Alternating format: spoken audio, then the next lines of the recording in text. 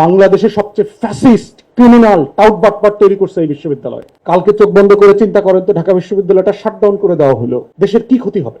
যারা কলকাতার আর দিল্লির গোলামি করে, বাংলাদেশে চিন্তার দাসত্ব করে, বিজেপির রাজনীতি করে, ওরা আসলে হিন্দুত্ববাদী বিজেপির রাজনীতি করে। বাংলাদেশে আওয়ামী লীগ, জাতীয় পার্টি এবং যারা বামপন্থীরা আছেন, তারা কখনো এই মুক্তির লড়াইতে দেশের সাধারণ হিন্দু, সাধারণ নমশূদ্র, সাধারণ সনাতনী পরিবার, সাধারণ বাঙালি মুসলমানের হয়ে লড়াইটা করে নাই।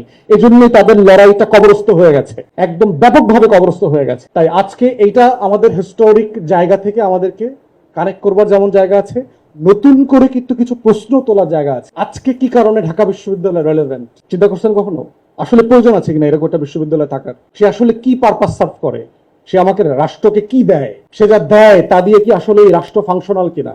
এখানকার গ্রাজুয়েটরা কি গত 50, 60, 70 বছরে যা প্রডিউস করেছে, রাষ্ট্রের লাভ বেশি হয়েছে না ক্ষতি বেশি হয়েছে? বাংলাদেশ রাষ্ট্রের কালেকটিভ ক্ষতির জায়গা যদি দেখেন, এর সবচেয়ে বড় দায় ঢাকা বিশ্ববিদ্যালয়। এখনো শিক্ষকদের একটা বিশাল অংশ হচ্ছে এই মুসলমান নামধারী হিন্দুত্ববাদী অমিত শাহ। ওর পুরো আপাদমস্তক 3.5 হাত, ওর নাম শুধু মোহাম্মদ, ওর নামে আব্দুল্লাহ আছে, কিন্তু চরিত্রের ভিতরে হেমন্ত, শুভেন্দু অধিকারী, অমিত শাহ চরিত্র দেখতে পাবেন। প্রতি পদে পদে ওর চরিত্র আছে। এটা এখনো সেই হিন্দুত্ববাদী ক্যারেক্টার ধারণ করে। আজকে এত বড় একটা ঘটনাটা, মাননীয় প্রধান অতিথি ধান কাটতে কাটতে এত ব্যস্ত, তিনি আজকে আসতে পারেন নাই। ধান কাটা ভিসি না, ওনার সময় নাই বিশ্ববিদ্যালয়ের এই বিষয়গুলো আলাপ তোলা।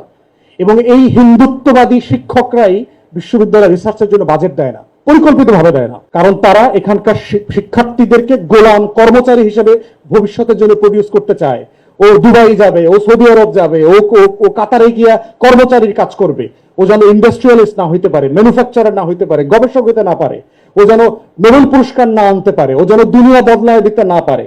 এইরকম গোলাম ছাত্রছাত্রী আমি এখান থেকে প্রডিউস করব। কাগজ দিব, চোতা দিব, কিন্তু ওই চোতার ভিতরে কোনো দক্ষতা থাকবে না, শুধু থাকবে বেকারত্বের অভিশাপ। পরিকল্পিতভাবে আমাদের শিক্ষা ব্যবস্থাকে ধ্বংস করে দিচ্ছে এই হিন্দুত্ববাদী শিক্ষকরা, যারা আপাত মস্তক চরিত্র হচ্ছে এক একটা হেমন্ত এবং শুভেন্দু অধিকারী, যাদের এই ইতিহাসের সাথে কোনো কানেকশন নাই, যারা আসলে ইতিহাসের এই লড়াইটা বোঝে না যে বিশ্ববিদ্যালয়টা আসলে কিসের লড়াই। তাহলে আজকে শিক্ষার্থীদেরকে, তরুণদেরকে এই প্রশ্নটা করতে হবে, যে লড়াইয়ের মধ্য দিয়ে, যেই হারিয়ে যাওয়া গৌরবকে পুনরুদ্ধার করবার জন্য শত শত বছরের সংগ্রাম, ত্যাগ, হাজার হাজার শহীদের রক্তের পর একটা বিশ্ববিদ্যালয় হচ্ছে, সেই বিশ্ববিদ্যালয়টা আমার আগামী দিনকে রিফ্লেক্ট করবে কিনা, আগামী দিনের লড়াইটাকে বাঁচায় রাখতে পারবে কিনা।